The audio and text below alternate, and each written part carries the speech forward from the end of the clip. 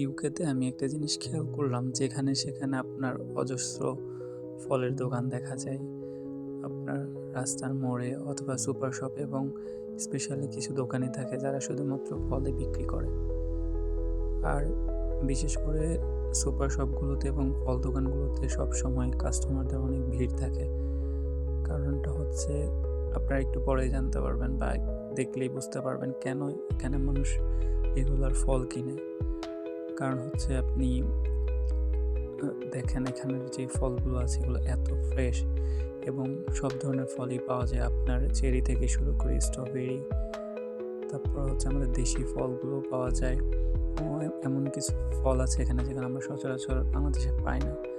এবং কিছু রেগুলার ফলও আছে, যেমন আপেল থাকে, আঙ্গুর থাকে, এবং আঙ্গুরের অনেকগুলো টাইপ আছে, এগুলো থাকে অ্যাভোকাডো, এবং হচ্ছে আপনার আনারও পাওয়া যায় এখানে, পার্সিমন, সব ধরনের ফলই পাওয়া যায়।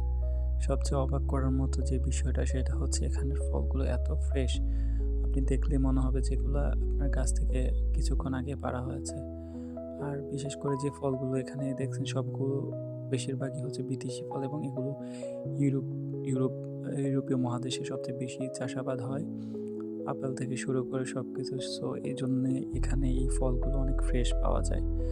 আর সবসময় আমি যাতায়াত করার সময় যখনই খেয়াল করি, ইউনিভার্সিটিতে যাওয়ার অথবা কাজে যাওয়ার সময় যখনই দেখি যে এখানে ফল দোকানগুলোতে মানুষের অনেক ভিড় থাকে, আর প্রাইসগুলো অনেক রিজনেবল থাকে, যার কারণে হচ্ছে মানুষ অনেক বেশি ফল কিনে। আপনার ফলের সবজির চেয়ে এখানে ফলের দাম অনেক কম। যারা দেশের বাইরে থাকেন, বিশেষ করে ইউকেতে থাকেন, তারা অবশ্যই এটা আমার সাথে অ্যাগ্রি করবেন।